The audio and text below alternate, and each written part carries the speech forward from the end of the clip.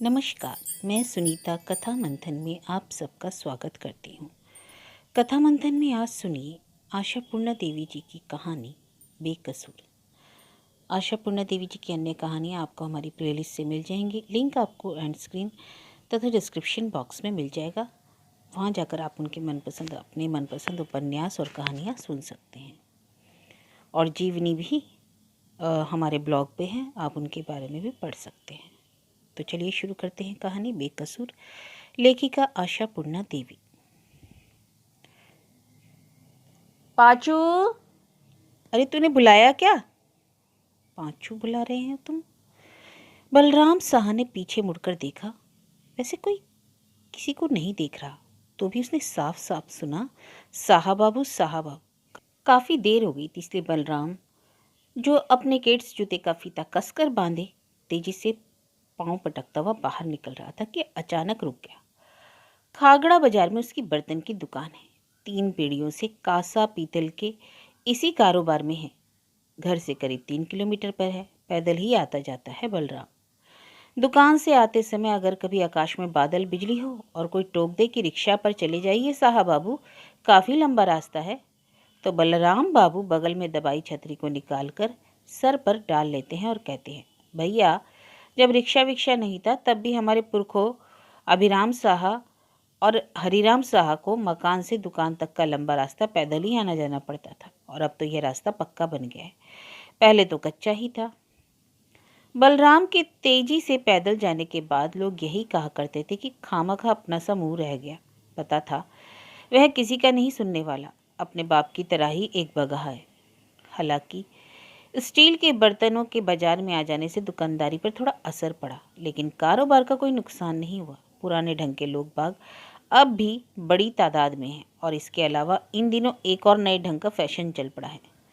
शहर के up to date कहे जाने वाले घरों में कमरे सजाने के लिए कई तरह के गड़न के पीतल और कांसे के बर्तन, गिलास, कटोरी, तश्तरी, प्यालियाँ, फूलदान और यहाँ तक कि लोटे भी खरीद कर ले जाते हैं। इसके अलावा बाहर के देशों से आने वाले सैलानी भी ऐसे बर्तनों की छटा देखकर ठगे रह जाते हैं और गैस बाटी, कमलाकार लहरिया तश्तरी, नक्काशी वाले गिलास और झबरे डिब्बे खरीद कर ले जाते हैं। ये सारे नाम एक जमाने से चले आते रहे हैं और तरह तरह के आकार और पहचान के मार्फत। दुकान की गद्दी पर बैठते ही बलराम का तन मन जुड़ा जाता है। उसे लगता है उसके बाप दादा उसे आशीष दे रहे हैं, उसे प्यार से सहला रहे हैं। वैसे बलराम साहा स्वभाव से बड़ा झक्की है। किसी ने उसके मुंह से कभी कोई मीठी बात सुनी हो ऐसा नहीं जान पड़ता, लेकिन आदमी वह बहुत साफ दिल का है, एकदम खाटी। लेकिन लोग उसके पीठ पीछे कहा करते हैं, साला झक्की बलराम। पीछे से किसी की पुकार सुनकर बलराम ने ऊंची आवाज में फिर पूछा, अरे पाचू है क्या? तुमने पुकारा तो नहीं? ऐसा कहने के बाद बलराम ने देखा कि 3-4 गुंडे नुमा छोकरे उसके घर की तरफ से ही चले आ रहे हैं, तेजी से। इसका मतलब है वे सब पहले घर गए थे और जब मुलाकात नहीं हुई तो यहाँ आए, और यही वजह है कि शोहदे इधर दौड़े आए हैं और बीच बीच में पीछे आ रहे साथी को पुकार भी रहे हैं। बलराम ने उन छोकरों को तिरछी नज़र से देखा। उसे लगा इन लोगों में सब अनजाने चेहरे हैं। इन लड़कों की मंशा क्या है? चंदा वसूलना? बलराम को उन्होंने पैसे का पेड़ समझ रखा है और अब कौन सी देवी देवताओं की पूजा होने वाली है? बलराम ने पलक झपकते ही यह सब सोच लिया। कदमों की चाल थोड़ी सुस्त जरूर हो गई थी, लेकिन पांव रुके नहीं। पंचांग में किसी पूजा का हवाला है या ना हो, किसी सार्वजनिक रक्षा काली की पूजा का बहाना ही काफ़ी है और हो गया धूम धड़ाका। और अगर ढाक ढोल ना पीट कर अगर कोई नाटक का यात्रा का ही आयोजन कर ले तो कोई बुरी बात नहीं। इसी का लालच दिखाकर अगर फुलिया को बुलाने की कोशिश की जाए। बहुत दिन हो गए बिटिया रानी घर नहीं आई। उसकी खप्पर तलवार वाली सास जरूरत पड़ने पर बहू के बाप के घर तक नहीं भेजती है। और क्यों भेज देगी भला? फिर तो खुद को ही घर के सारे काम निपटाने होंगे।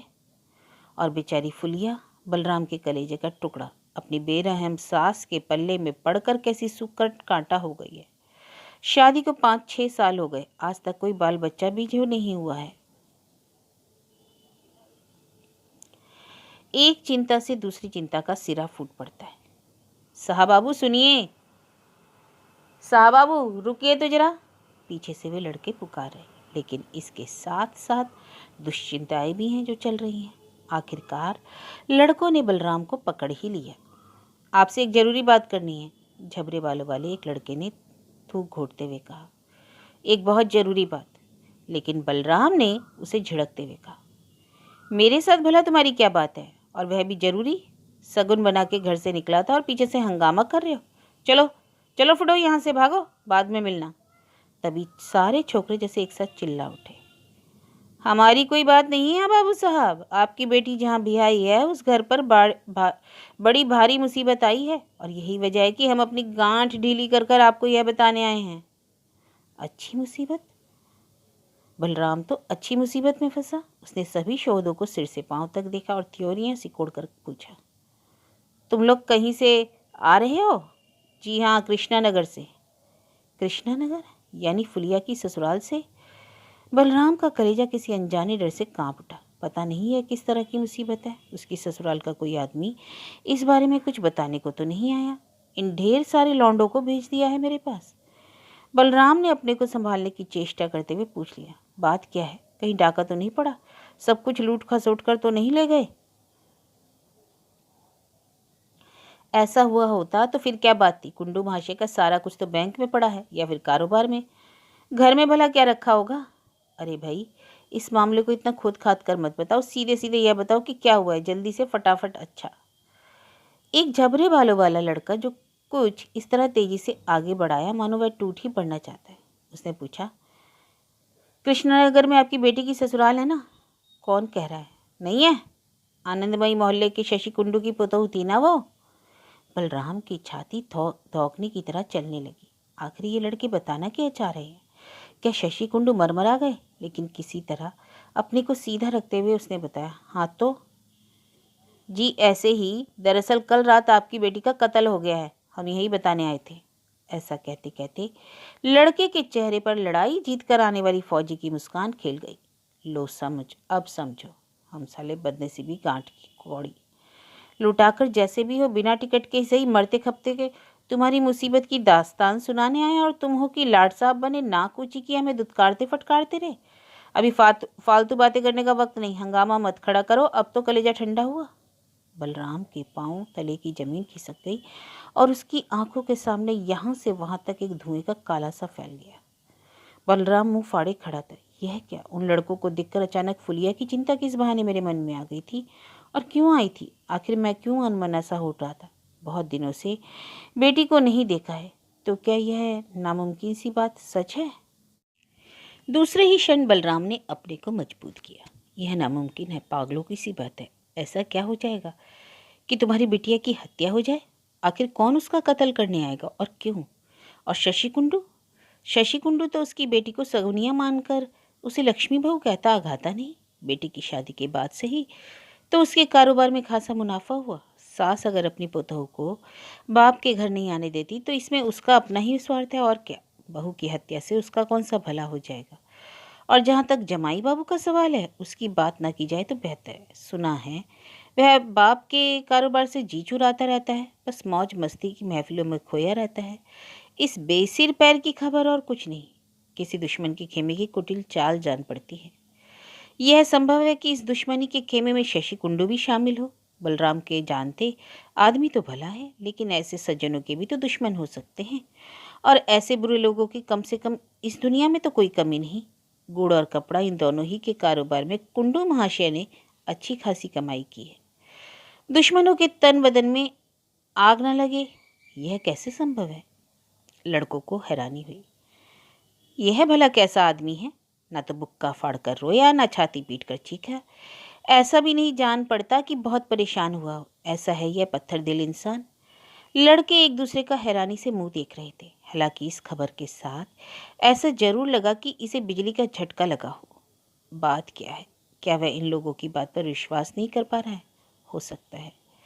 बलराम ने उन सबको उड़ती नज़र से देखा और कहा, तुम लोग तो कुंडू महाशय के घर परिवार के ही आदमी हो ना?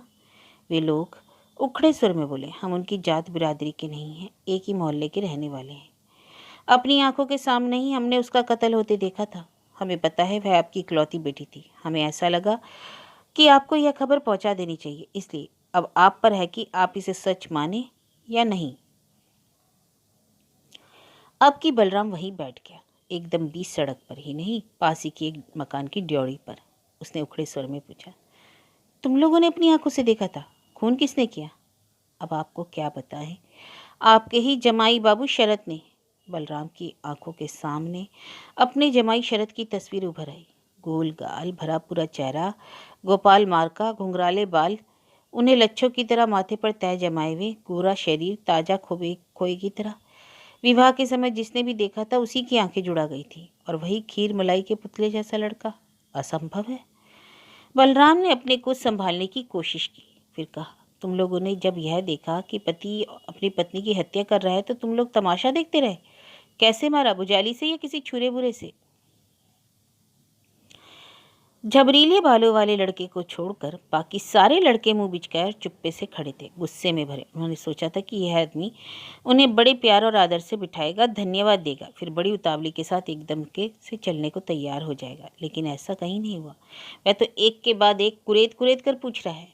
झबरे बालों वाला ठंडे मिजाज का लगा। उसने कहा, आप जिस तरह से बोलते चले जा रहे हैं उससे तो हमारे लिए कुछ बताना या कहना मुश्किल है, लेकिन जबकि हम लोग इतनी परेशानी झेलते हुए कृष्णा नगर से खागड़ा तक आए हैं, आपको सारी बात बताकर ही जाएंगे, आपको पता हो या ना हो।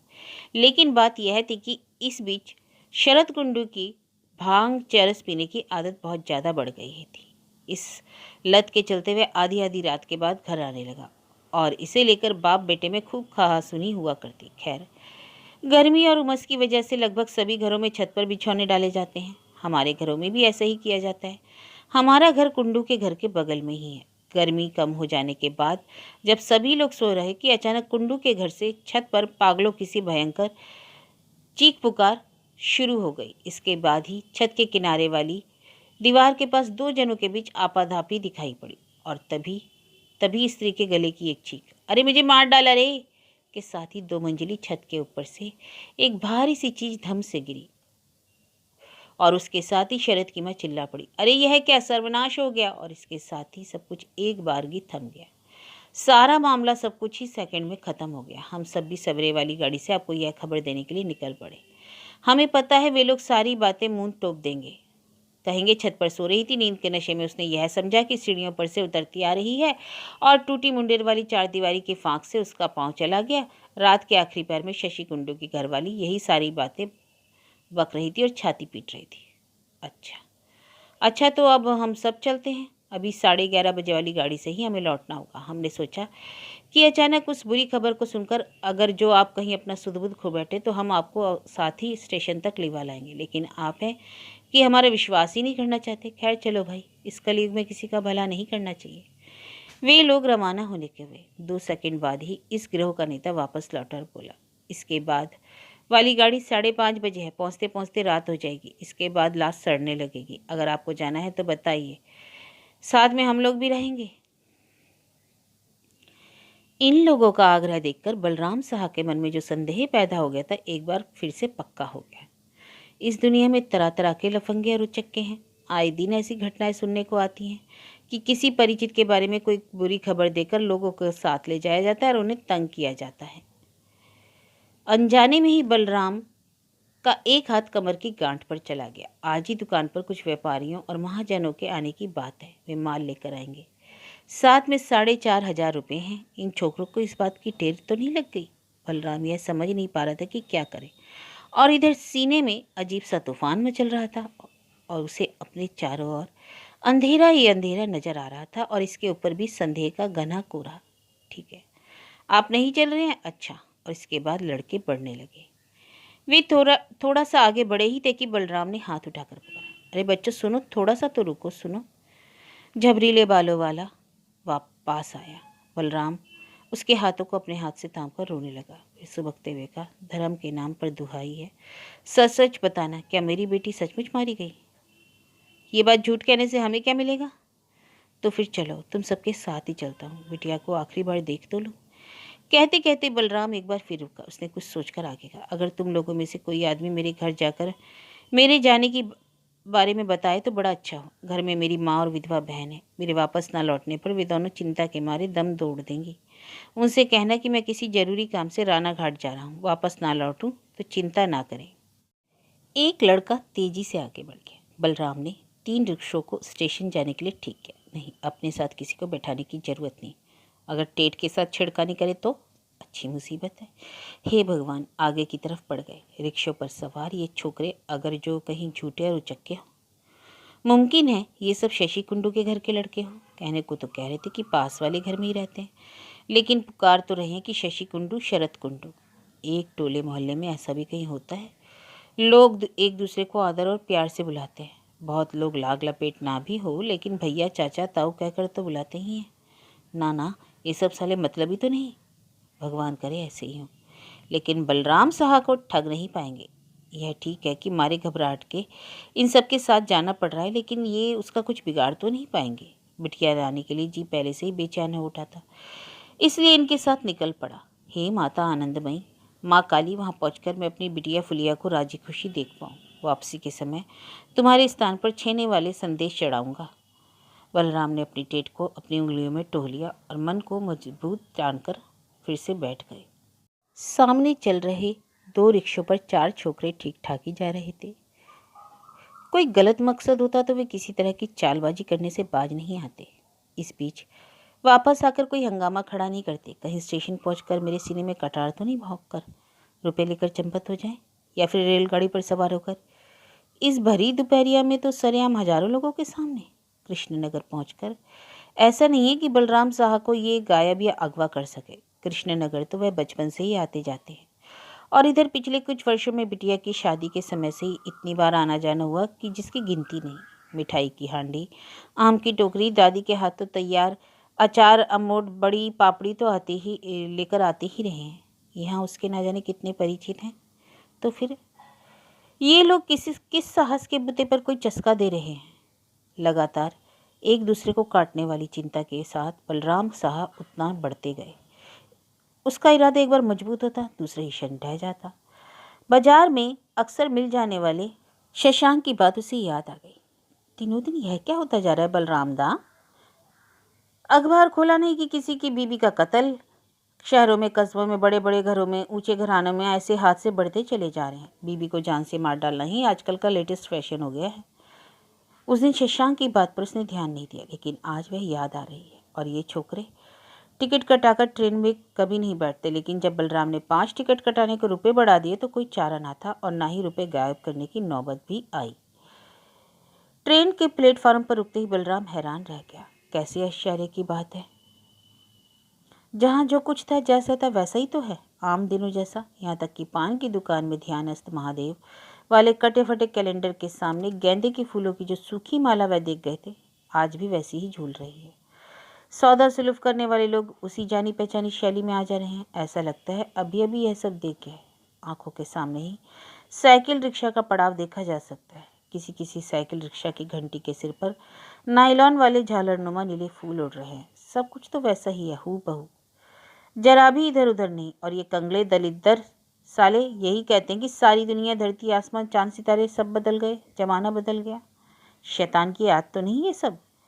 इन सब की पूरी तरह अनदेखी करते हुए बलराम तेजी से रिक्शा पड़ाव की तरफ बढ़ गया। वह एक रिक्शा पर बैठकर बोला, आनंदमयी मोहल्ला चलो। अरे आप उधर कहीं चल दिए साहब बाबू। वह आभा का झबरे बाल वाला जैसे उसके पीछे पीछे ही चल रहा था। अब क्या बात है? बलराम ने तमक कर पूछा। अरे मैं यह कह रहा था कि पहले उधर जाना ठीक नहीं होता। अगर आप जल्दी निकल चले तो कचहरी अभी खुली मिलेगी। पहले उनके खिलाफ मामला तो ठोक देते और उसके बाद।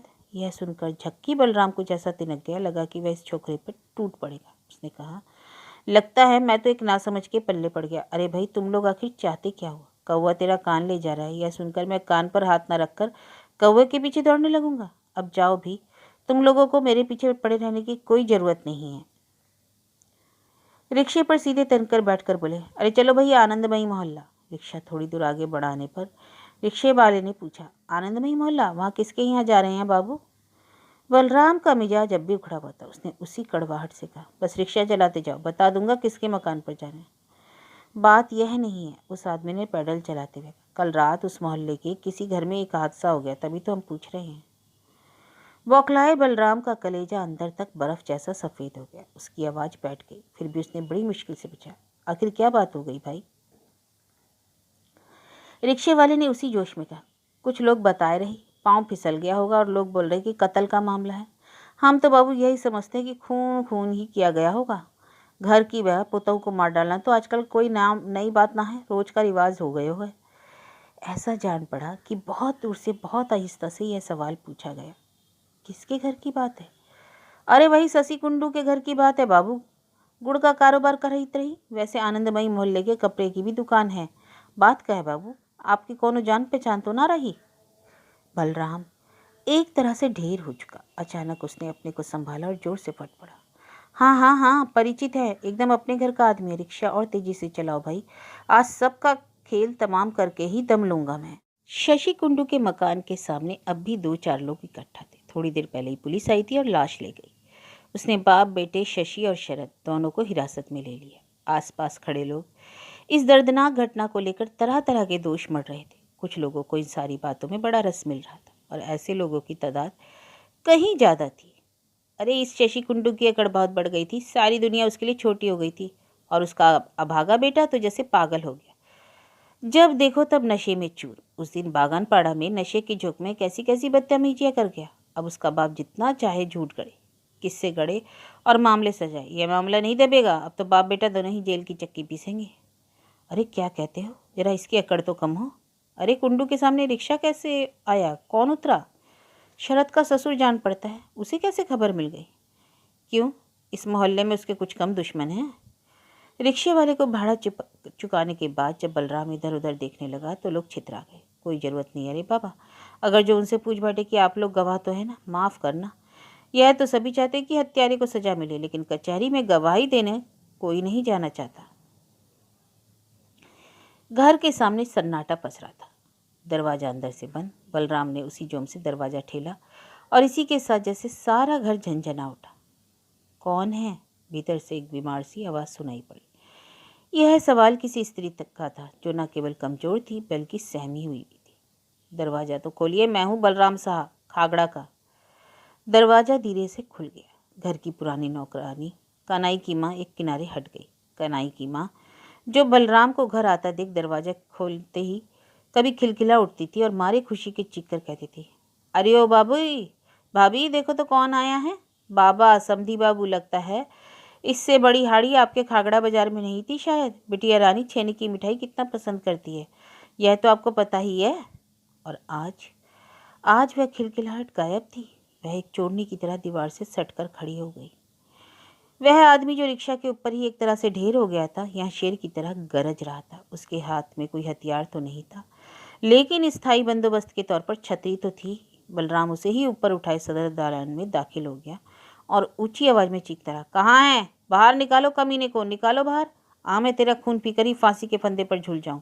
बाहर तो निकल शैतान, सुअर की औलाद, शराबी। घर के अंदर एक एक कमरे के सामने बलराम पाँव पटक पटक कर चीखता रहा। कनाई की माँ ने सहमी हुई आवाज़ में कहा, बाप और बेटा दोनों को ही थानेदार पकड़ कर ले गए। लाश भी उठवा कर ले गए हैं और उनको भी थाने ले गए। अरे फिर तो मेरी गिरफ्त से निकल गए। उस कमीने को मैं अपने हाथों से मारने का सुख भी नहीं उठा सका। ठीक है, अगर मैंने खूनी को फांसी के तख्ते पर नहीं लटकाया तो क्या क्या घर की मालकिन को भी थाना नहीं पकड़ कर ले गए? नहीं, औरतों को तो नहीं पकड़ा, बस पूछताछ भर करते रहे और चले गए। बलराम ने ऊंचे स्वर में कहा, पुलिस ने छोड़ दिया तो क्या, बलराम साहब कभी नहीं छोड़ेगा। जाओ बुलाओ अपनी मालकिन को।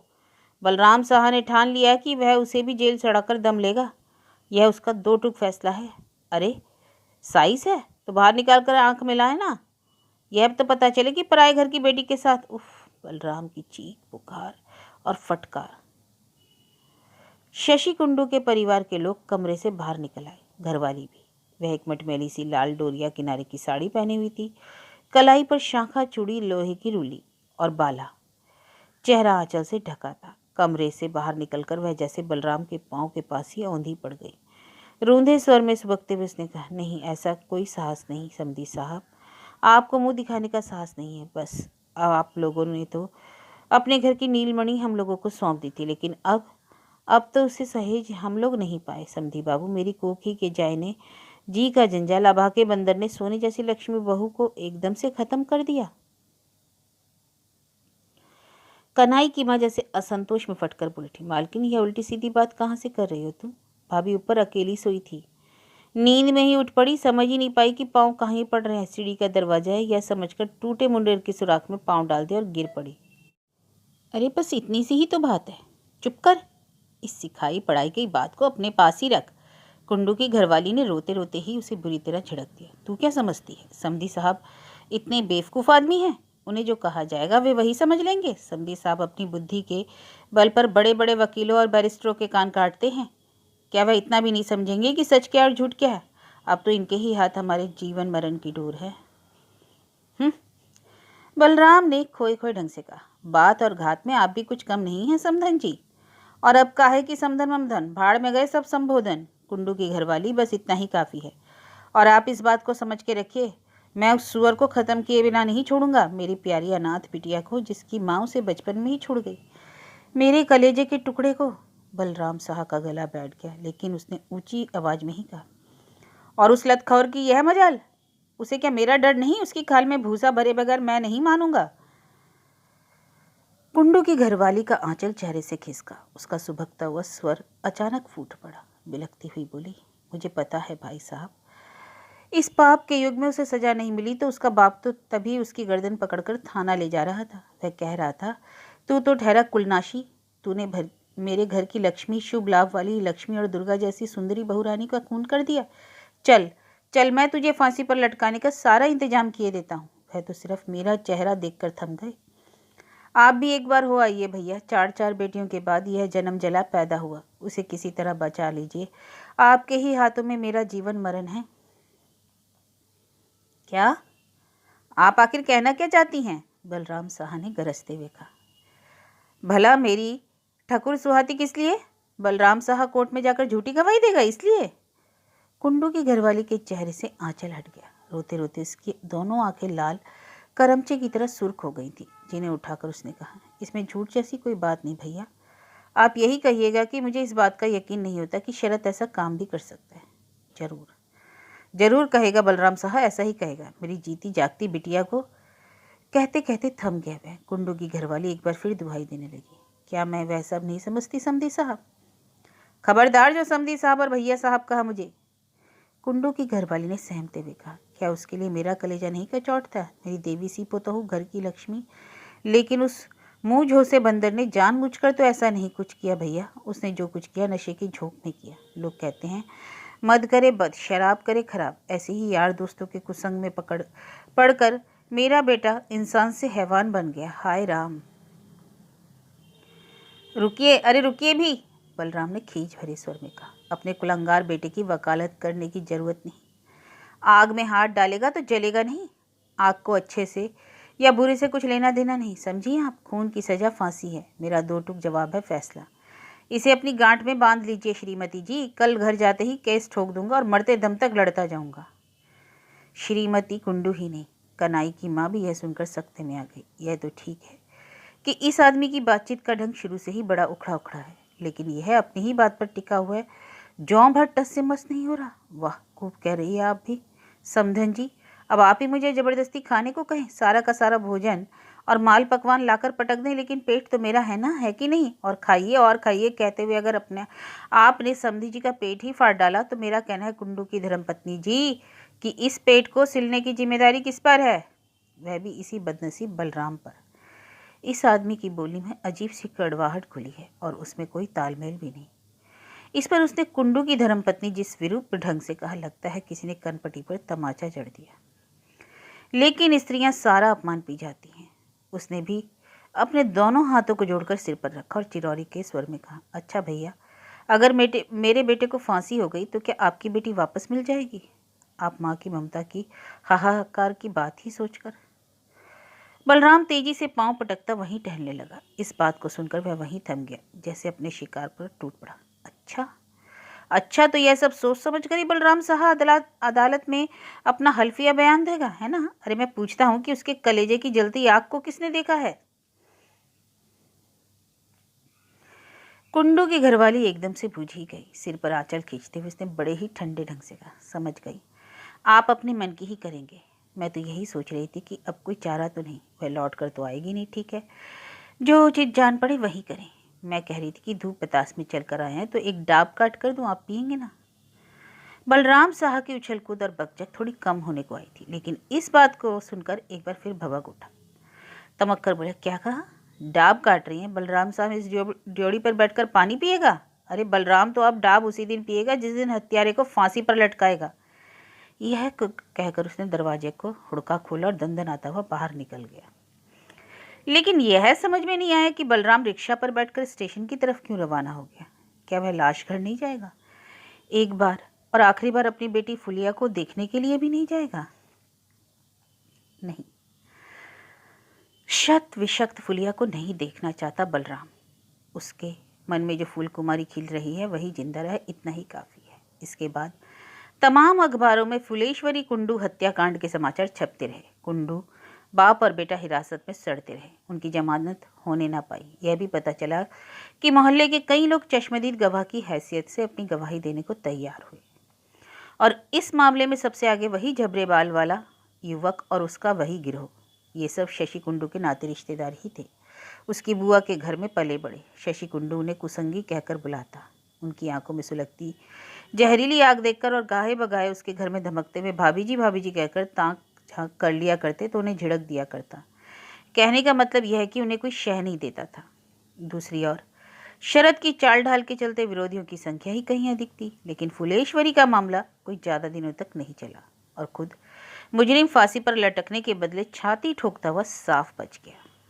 इस मामले को रफा दफा करने में खुद बलराम साहा की गवाही ने बड़ी ज़बरदस्त भूमिका निभाई। हालांकि यह मामला उसी ने दायर किया था, लेकिन अदालत में अपनी गवाही देते हुए उसने ऊंची आवाज में कहा, अब मैं क्या कहूँ हुजूर, मेरी बिटिया बचपन में ही माँ जिसे अनाथ छोड़ गई, मौत की खबर सुनकर मेरे तो होश आवास उड़ गए, और भला किसे होश रह सकता है।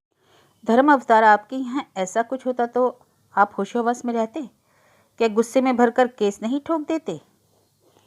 भरी अदालत में अजीब तरह का सन्नाटा छा गया और गहमा गहमी, लेकिन बलराम अपनी रूखी आवाज में रुक रुक कर कहता चला गया, अब मुझे उसकी बचपन की बीमारी की याद आ गई है। मैं धर्म और विवेक की दुहाई देता हुआ उस बीमारी के बारे में बता रहा हूँ, और अदालत को खामखा परेशान करने के लिए जो भी सजा दी जा सकती है मैं उसके लिए तैयार हूँ।